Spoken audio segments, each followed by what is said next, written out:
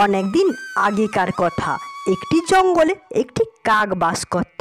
সে খাবার খোঁজের জন্য চারিদিকে উড়ে বেড়াতো। তবে সে খুব পরিশ্রমী ছিল। এই জঙ্গলে মনে হয় আর কোনো খাবার নেই। এখন আমার গ্রামের দিকে যাওয়া উচিত, সেখানে খাবার পাওয়া যেতে পারে।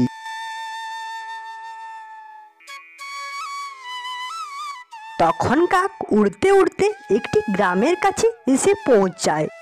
গ্রামে এসেও তাকে অনেক জায়গায় খাবারের খোঁজ নিতে হয়। অবশেষে সে একটি রুটির টুকরো দেখতে পায়। এই তো পেয়েছি একটা রুটির টুকরো। না না, এখানে খেলে হবে না, বরং জঙ্গলে গিয়ে শান্তি করে খাবো। তারপর কাক রুটির টুকরোটি মুখে নিয়ে সে উড়ে যায়। সে জঙ্গলে এসে একটি গাছের উপর বসে। সেই জঙ্গলে একটি অলস শিয়াল বাস করত। সে এতটাই অলস ছিল যে নিজের খাবার খোঁজার জন্য পরিশ্রম করত না। ওই তো গাছে একটা কাক মনে হচ্ছে, কিন্তু ওর মুখে ওটা কি? যাই তো কাছে গিয়ে দেখি। এ তো একটা রুটির টুকরো মনে হয়। কাককে বোকা বানাতে পারলে এই রুটির টুকরো পাওয়া যেতে পারে। শিয়াল কাককে বলতে শুরু করে, কাক ভাই, তুমি তো কত সুন্দর দেখতে, কত সুন্দর তোমার গলার স্বর। তুমি কেন গান গাও না? তুমি গান গাইলে কোকিলও হার মানবে তোমার কাছে।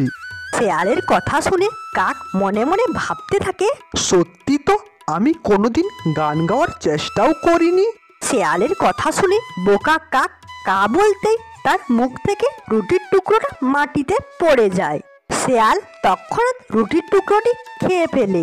তো শিয়াল হাসতে হাসতে বলতে থাকে, হা, বোকা কাক, তোর গলায় আবার গান। শিয়াল কাকের আনা রুটির টুকরোটি খেয়ে সেখান থেকে চলে যায়। কাক বেচারা সেখানে গাছের উপর বসে ভাবতেই থাকে।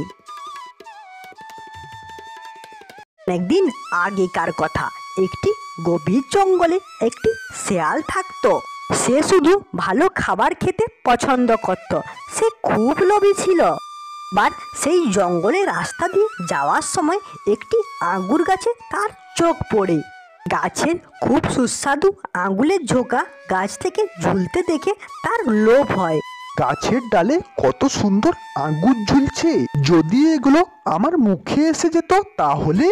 এই আঙ্গুরগুলো আমাকে খেতেই হবে। কিন্তু এগুলো তো খুব উপরে আছে।